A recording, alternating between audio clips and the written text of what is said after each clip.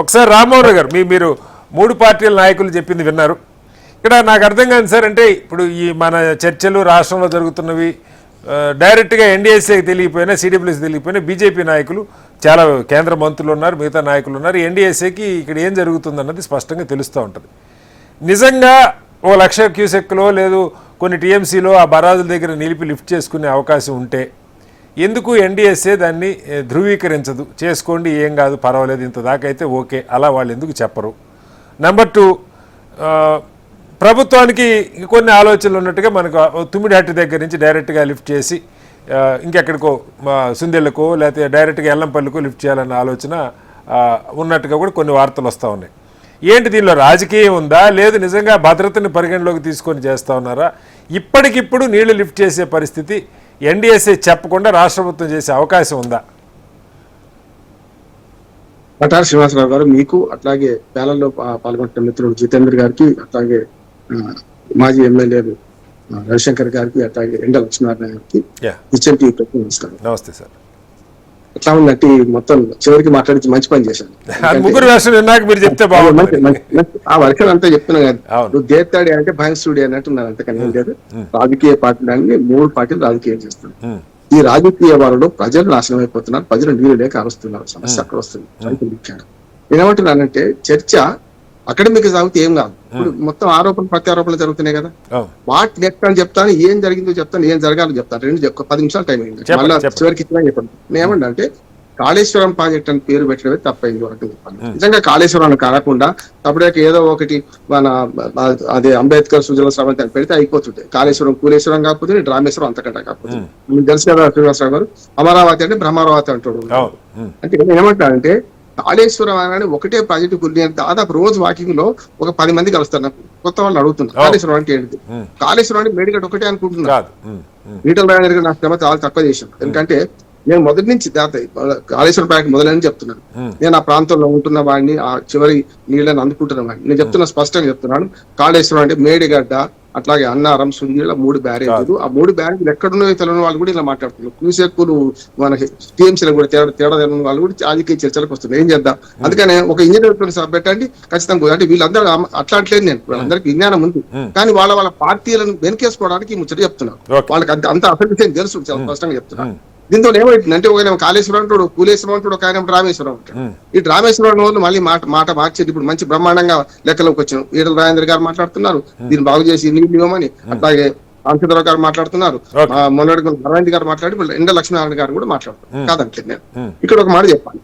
3 బ్యారేజీలు Kaleshwaram project కిందకి వచ్చే మొదటి బ్యారేజ్ నుంచి చూస్తే మేడిగడ్డ అనేది మన కాళేశ్వరం గుడి నుంచి 22 కిలోమీటర్లు తర్వాత కట్టిండ్రు. అది ప్రాణహిత కలిసినాక వస్తుంది. ఇప్పుడు ప్రాణహితలో నీళ్ళు వస్తున్నాయి, గోదావరి నీళ్లు చుక్కలేదు నిజంగా చెప్పాలంటే. అందుకే ఎల్లంపల్లి ఎండిపోయింది. ఈ ప్రాణహితలు వచ్చే నీళ్లు 1,00,000 క్యూసెక్కులు నీళ్ళు పోతున్నాయి కదా. 2022లో మీరందరూ గుర్తు చేసుకోవాలి, 2022లో పంప్ హౌస్ మునిగిపోయింది. అక్కడ కన్నేపల్లి పంప్ హౌస్. మనం మేడిగడ్డ ప్రాజెక్ట్ కు కన్నేపల్లికి 16.5 కిలోమీటర్లు ఉంటుంది. నేను అన్ని కింద నుంచి అంటే బాబ్లీ నుంచి మొదలు పెడితే ధవళేశ్వరం దాకా మన ఇంజనీర్ పట్టుకుని తిరిగినవని అంటున్నాను. దాంతో ఏమవుతుందంటే దీనికి అసలు కన్నేపల్లి మన మేడిగడ్డ ప్రాజెక్టు నింపకుండానే కాళేశ్వరం కన్నేపల్లి పంప్ హౌస్ లకు నీళ్లు 1,00,000 క్యూసెక్కులు 93.5 మీటర్ల ఎత్తులో పంప ఉన్నాయి ఇప్పుడు అక్కడ. అసలు యాక్చువల్ గా సముద్రం మట్ట నుంచి లెక్క పెడతారు. చాలా మంది అరే ఇన్ని తాడి చెట్లు అయితే కొందరు అడుగుతున్నాను నన్ను, అరే 618 మీటర్లు అంటే ఎన్ని తాడి చెట్లు, 93 మీటర్లు అంటే ఎన్ని తాడి చెట్లు? తాడి చెట్లు లెక్క కాదు. సముద్ర మట్టానికి 98 సుమారు 100 మీటర్ల ఎత్తులో అది మేడిగడ్డ కట్టింది, బ్యారేజ్ కట్టింది. దానికన్నా ముందు అంటే 97.5 మీటర్ల దగ్గరనేమో ఇది ఉన్నది, ఏది మన కన్నేపల్లి పంప్ హౌస్ ఉంది. కన్నేపల్లి పంప్ హౌస్ లోకి ఇవాళ వస్తున్న నీళ్లు గతంలో ఎందుకు మునిగిందంటే అది వంపులో కట్టారు కనుక. అంటే మేడిగడ్డ నిండినా నిండకపోయినా బ్యారేజ్లో ఆ నీళ్లు ఆపకపోయినా ఇక్కడ నీళ్లు పంపు చేయవచ్చు. నేను చెప్పిన మాట కాదు, శ్యాంప్రసాద్ రెడ్డి గారు, దామోదర్ రెడ్డి గారు, అట్లాగే 8 మంది ఇంజనీర్లు ఒక లేఖ రాసి రేవంత్ రెడ్డి గారు. అంటే ఇప్పుడు రేవంత్ రెడ్డి గారు ఏమంటున్నారు, అది నిప్తే కూలిపోతుంది కాదు సార్. ఇంజనీర్ల సమస్య కూడా ఏంటంటే రామ్మోహన్ గారు ఎందుకంటున్నారంటే అటు చెప్పే ఇంజనీర్లు ఉన్నారు, ఇటు చెప్పే ఇంజనీర్లు ఉన్నారు. సమస్య అది ప్రజలు ఇంజనీర్లు చెప్తే న్యూట్రల్ గా చెప్తారు అనుకుంటే పర్వాలేదు. ప్రభుత్వం ఏం చేస్తారు, నేను సార్ సబ్కా సున్నా అప్నా కన్నా కదా, ఏం చేయాలి చెప్తాను. ఇప్పుడు మేడిగడ్డ నింపితే పోద్ది అంటున్నారు. మేడిగడ్డ కాదు, మేడిగడ్డ 16 టీఎంసీలు చిల్లర 16.7. అన్నారం దాని మీద ఉన్న అన్నారం గోదావరి నది మీద కట్టింది ప్రాణహిత కలవక ముందు, అది 8-9 టీఎంసీలు సార్. ఇంకోటి 9 మొత్తం కలిసి 33 టీఎంసీలు, ఈ 3 కలిసి కూడా ఈ 33 టీఎంసీలు ఒకేసారి కొట్టుకపోయినా 245 లక్షల మన క్యూసెక్లకైతే కాదు కదా. అది చెప్తున్నా కదా. ఇప్పుడు నేను దేత్తాడి బయసుడు ఎందుకంటున్నా ఇది అంటున్నాను. ఈ 3 ఇట్లా చెప్తాను. కన్నేపల్లి పంప్ హౌస్ దగ్గర నీళ్లు ఎత్తిపోస్తే ఖచ్చితంగా అన్నారంలో నింపాల్సిన వస్తుంది. అన్నారంలో 3.5 మన టీఎంసీల నీళ్లు నింపాలి. 3.5 టీఎంసీల నీళ్ళు నింపితే అన్నారం కొట్టకపోదు. ఎందుకంటే అన్నారంలో సీపేజ్ ఉన్నది కింది నుంచి, కానీ అది పిల్లలు కుంగలే. ఇక్కడ కూడా 85 పిల్లర్లలో ఒక్క 2 పిల్లలు కొంగితే మొత్తం అంతా మేడిగడ్డ మన కూలేశ్వరం ఉంటుంది కదా. మరి మొన్న మన తుంగభద్ర డ్యామ్ లో ఒక గేట్ మొత్తం కొట్టుకుపోతే 20,000 క్యూసెక్లు ఒకేసారి పోతుంటే కూడా దాన్ని కన్నయ్య గారిని పట్టుకొని బాగా చేసినామా లేదా?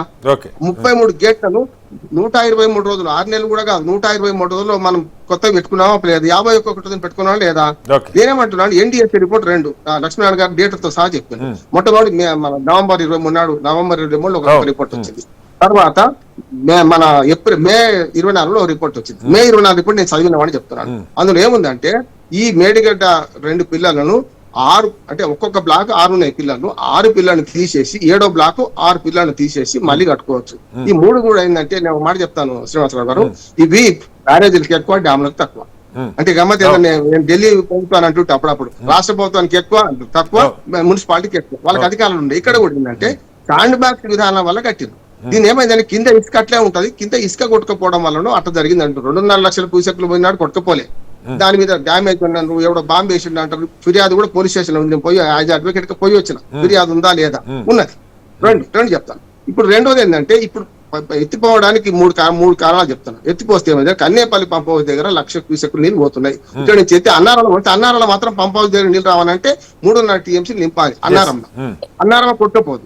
దాని పైన ఏది మళ్ళా సుందిళ్ళ, అంటే అంతకంటే పైన ఎత్తుంటది కదా సముద్ర మట్టానికి. సుందిళ్ళ గోదావరి ఖండి దగ్గర ఉంటది. అక్కడికి వచ్చే కల్లా 5.5 టీఎంసీలు అలా నింపాలి. మొత్తం ఎంత 8 టీఎంసీలు ఒకటి, 9 టీఎంసీలు ఒకటి, అంటే కేవలం సగం నింపితే సరిపోతుంది. అప్పుడు ఏం చేయొచ్చు అంటే ఎల్లంపల్లికి ఎత్తిపోయొచ్చు. ఎల్లంపల్లి కాంగ్రెస్ కట్టింది. చాలా మంది ఎల్లంపల్లి ఇందులో భాగం చేసుకున్నారు, కానీ కట్టింది శ్రీపాద ఎల్లంపల్లి. శ్రీపాదరావు చంపేసి పేరు ఎల్లంపల్లి పైన చెప్తా. అక్కడి నుంచి మిడ్మానేరుకి ఎత్తిపోయాలి. మిడ్మానేరు నుంచి రంగనాయక సాగర్కి, అన్నసాగర్ ఉంది మధ్య, అన్నసాగర్కి ఎత్తిపోయాలి. అన్నసాగర్ 3 టీఎంసీలు, దాని కింద రంగనాయక సాగర్ ఉంది, అది 3 టీఎంసీలు, సిద్దిపేట పక్కనే ఉంటది. ఆ తర్వాత కొండపోచమ్మ సాగర్ 50 టీఎంసీలు, గంగాళం కట్టుకున్నాం రిజర్వాయర్. చాలా మంది కొంత నాయకులకి ఏం తెలియక ఏమంటున్నారంటే, నదికి అడ్డంగా కట్టక కూడేలు వాగిపోతుంది పక్కన, నదికి అడ్డంగా కట్టక గుండెకేంది కట్టిండ్రు. ఇది అటువంటి ప్రశ్నలకు ఎవరు జవాబు చెప్పలేడు. ఆ తర్వాత కొండపోచమ్మ సాగర్ ఏది 15 టీఎంసీలు. ఈ కొండపోచమ్మ సాగర్ కు ఏది మన మల్లన సాగర్ మధ్యన నేను ఉంటాను. మాది ప్రజ్ఞాపురం గ్రామం. నాకు నీళ్లు నింపినప్పుడు మా ఊళ్ళో బోర్లు పడ్డాయి. ఇంతకుముందు మన ఎండలక్ష్మి మంచి ప్రశ్న, మంచి సమాధానం. 29 లక్షల బోర్లు ఉన్నాయంటే నేను మొన్న మా తోటలో బోర్లు వేసిన 2టికి 700 ఫీట్లు వేస్తే ఒక్క 50 ఇంచు కూడా నీళ్ళు పడ్డాయి. ఆనాడు పడ్డాయి 100 ఫీట్లకు పడ్డాయి మా ఊళ్ళో. ఎందుకు పడితే కాలం కాలేదు, రెండోది నీళ్లు రాలేదు. ఈ 2 అయింది. ఆ తర్వాత బస్ స్టాప్ గురించి కదా. ఇప్పుడు రేవంత్ రెడ్డి గారు ప్రయత్నం చేస్తా అంటున్నాడు. ఏంటంటే గండిపేటలు నింపి మూసీ నది ప్రక్షాళన చేస్తాను. ఎక్కడ చేస్తా అంటున్నాడు? కొండపోచమ్మ సాగర్ కాదు, కొండపోచమ్మ సాగర్ నుంచి ప్రపోజల్ లెక్క అయితే దాన్ని ఏం చేసి మల్లన సాగర్ మార్స్తాను. మల్లన సాగర్ ఇంకా కిందికి పోయి నీళ్ళు తెస్తే మరి ఎత్తిపోస్తున్నా కాదా? తెస్తా అంటున్నాడు మంచిది. ఈ కాళేశ్వరం నీళ్ళు అవునా కాదా? కాళేశ్వరం అంటే ఒక్క ప్రాజెక్ట్ ఉంది. రాజేందర్ గారు స్పష్టంగా చెప్పి, నేనే మొత్తుకొని చెప్తున్నా. రాజేందర్ గారు చెప్పిన పని సులువు చేసినట్టు ఏది ఈటల రాజేందర్ గారు ఎన్ని ఉన్నాయి చెప్తున్నాను. లింక్ అయితే చెప్తున్నాయి. మీరు మల్లన సాగర్ నుంచి సింగూరుకి ఎత్తిపోయొచ్చు. మల్లన సాగర్ నుంచి వెనుకకు మనకు ఏది రామాయంపేట పైదాకా. సార్ రామ్మోహన్ గారు, నా ప్రశ్న ఏంటంటే, ఇప్పుడు ఈ 3 దగ్గరే చర్చ నడుస్తా ఉంది. మేడిగడ్డ, అన్నారం, సుందిళ్ళ దగ్గరే చర్చ నడుస్తా ఉంది. మిగతా చోట్ల ఎక్కడికక్కడికి ఎత్తిపోసుకునే అవకాశం ఉంటే అది చాలా సార్లు జరిగిందని ఇందాక రవిశంకర్ గారు కూడా చెప్తారు. లేకుండా లేదు విశ్వాసరావు. ఇంకొక 2 నిమిషాలు ఒప్పుకోవటండి. ఏమంటున్నా అంటే ఇది మొదలే అంటారు. ఈ మొదలు లేకుండా కోసం ఉండదు అంటున్నాను. ఇప్పుడు మల్లన్న సాగర్ని సింగూరు ఎత్తిపోయొచ్చు. అట్లాంటి మిడ్మానేరు నుంచి శ్రీరామ్ సాగర్ ఏది వరద జలాలు మన కాకతీయ కాలువ ఉంది కదా, హుజూరాబాద్ లోను కరీంనగర్ మన వరంగల్ కొట్టుక చచ్చింది సార్ కాలువ పక్క బండి నీళ్లు లేక. ఇప్పుడు ఎక్కడ దాకా సూర్యాపేట దాకా పోతున్నాయి. చెప్పాలని చెప్తా, సూర్యాపేట దాకా పోతున్నాయి మొన్నటి దాకా. ఎందుకు పోలే? ఇప్పుడు ఇంకో పండుగ ఎందుకుందంటే, ఇప్పుడు ఇంకొకటి ఆగింది ఏంటంటే 13 ప్యాకేజీలు సార్ మొత్తం ఇవన్నీ కలిపి. ఇదంతా కలిసినే కాళేశ్వరం, ఒకటి కాదు. 93,000 కోట్ల రూపాయలు ఈ కాళేశ్వరం అనే దాని మీద మొత్తం పెడితేనే కాళేశ్వరం అయింది అంటున్నాడు. అందులో ఒక్క బ్యాలెన్స్ కుంగిపోయిందా, 2 పిల్లలు పోయిందా? ఎవడైనా మా ఇల్లు కట్టిస్తాను సార్, ఇల్లు కడితే ఏమంటారు, అరే నా ఇల్లు కట్టివా ఇంజనీర్ చెప్తా. ఇంజనీర్ ఏం చేస్తాడు, కడతారు అనుకో. ఎయిర్ క్రాక్స్ వస్తాయి అనుకోండి, మనం బాగా చేసుకుంటామా లేకుంటే కుప్ప సపరేట్ ఊరుకుంటామా చెప్పండి. కరెక్ట్ ఇంజనీరింగ్ తప్పే కావచ్చు. నేను ఏమంటున్నా అంటే ఇవాళ ఆ 2 పిల్లలు కూలిన దాన్నో కుంగిన దాన్నో ఏం చేయమన్నది ఎన్టీఎస్ అంటే మే రిపోర్ట్ చదవమంటున్నాను. 24 మేలో ఇచ్చిన రిపోర్ట్ ఏంటంటే దీని 2 పిల్లలలో 7వ బ్లాక్ లో 6 పిల్లలు తీసి మళ్ళీ కట్టమన్నారు. కట్టడానికి వీలుంటది. కాదు సార్, ఒక మాట సార్, మీరు అభ్యంతరం చెప్తున్నా అనుకోకండి రామ్మోహన్ గారు. ఇప్పుడు ఎన్డీఎస్ఏ నివేదిక ఒక మాట ఎన్డీఎస్ఏ నివేదికలో ఏముందో కామన్ మ్యాన్ కి తెలుసో లేదో నాకు తెలియదు, కానీ విశ్వేశ్వరరెడ్డి గారు ఇదే బీజేపీ నాయకులు ఆయన ఒక డెమో పెట్టి మొత్తం రాష్ట్ర ప్రజలకి దాదాపు 2-3 సార్లు ఏం జరిగింది మేడిగడ్డ దగ్గర అన్నది ఆయన విపులంగా ఎక్స్ప్లెయిన్ చేశారు. మీరు కూడా చూసే ఉంటారు, బాగా వైరల్ కూడా అయింది ఆ రోజుల్లో. అసలు ఎలా పెట్టారు, ఎలా ఈ కుంగిపోతున్నాయి, ఎందుకు కుంగింది అంతా వివరించారు. ఇప్పుడు దాదాపు అదే పరిస్థితి సుందిల్లా అన్నారం దగ్గర కూడా ఉందని ఉత్తమ్ కుమార్ రెడ్డి గారు చెప్తా ఉన్నారు. మీరేమో మొదలు లేకుండా కొసలేదంట. ఇవి మొదట్లో ఉన్నాయి, ఇక్కడ లేకుండా నీళ్ళు కిందకెళ్ళే అవకాశం ఎక్కడి నుంచి వస్తుంది? ఇప్పుడు రెండో చెప్తా. ఇప్పటిదాకా నేను కాళేశ్వరం ప్రాజెక్ట్ మొత్తం విశ్వరూపం చూపించిన కదా, ఇప్పుడు ఎక్కడికి చెప్తాను. విశ్వేశ్వరరెడ్డి గారు బీఆర్ఎస్ ఉన్నప్పుడు ఏం మాట్లాడిండు, ఇప్పుడు బీజేపీలో ఉన్నప్పుడు ఏం మాట్లాడుతున్నాడు. ఈటల రాజేందర్ గారు మాట మార్చలేదు, బీజేపీలోనే అదే మాట్లాడుతుంది. నేనేమంటున్నానంటే వీళ్ళ పార్టీలను బట్టి వీళ్ళు మాట్లాడుతుండ్రు. పార్టీలను బట్టి కోకిల స్వరాలు మారుతున్నాయి అంటున్నారు, కాకులు అవుతున్నాయి కోకిల. స్పష్టంగా పార్టీల మీరు పార్టీల ఎజెండా తీసుకుంటే ఇచ్చేళ్ళు ఏం పరిష్కారమే రాదంటున్నారు. ఇక్కడ మేడిగడ్డ దగ్గర ఇప్పుడు బ్యారేజ్ రిపేర్ అంటే ఇప్పుడు అంటున్నాడు ఉత్తమ్ కుమార్ రెడ్డి గారు. ఏమంటున్నారు, 2027 జూలై తర్వాత బాగా అవుతుంది, అప్పటిదాకా ఏడవాల్సిందే. మీరు 2027 4 వర్షాకాలం పోతాయా? మొదటిది పోయింది 24 పోయింది, 25 పోయింది, 26 కూడా పోతుంది, 27 కూడా పోతుంది జూలై అంటే, అంతే కదా. 4 వర్షాకాలం పోయినాక మిగిలింది ఏంటి కదా. అందుకని ఏమంటున్నా అంటే ఇప్పుడు ఇంజనీర్ల లేఖను తప్పు అనుకుందాం, కొద్దిసేపటికి రేవంత్ రెడ్డి గారిని కరెక్ట్ అనుకుందాం. బుర్ర లేనోడు ఇచ్చిన రిపోర్ట్ అనుకుందాం, బుర్ర ఉన్నోడు మనం ఆలోచన చేద్దాం అంటున్నా. ఆ రిపోర్ట్ తప్పు అని వాళ్ళని జైలుకు పంపండి అంటున్నాను. వాళ్ళందరూ నా మిత్రులు, వాళ్ళందరూ కాకుండా కూడా మీకు తెలుసు ధర్మారావు గారు మా మిత్రులు ఉండే, ఆయనతో కూడా పోయి ఇచ్చాంపల్లి కూడా పోయి వచ్చిన. నేనేమంటున్నాను, ఆ రిపోర్ట్ తప్పు అనుకుందాం, అది మన బీఆర్ఎస్ కి అనుకూలంగా అనుకుందాం కొద్దిసేపటికి, అది తప్ప నిరూపించాలి కదా. అయితే నేను ఒక మాట చెప్తాను సార్, ఇప్పుడు ఏం చేయొచ్చు అంటే మన మేడిగడ్డ దగ్గర ఎలాంటి గేట్లు దించకుండా కన్యాపల్లి పంప్ హౌస్ నుంచి 1,00,000 క్యూసెక్కులు పోతున్నాయి, అది ప్రాణహిత ద్వారా వస్తుంది, గోదావరి ద్వారా కాదు.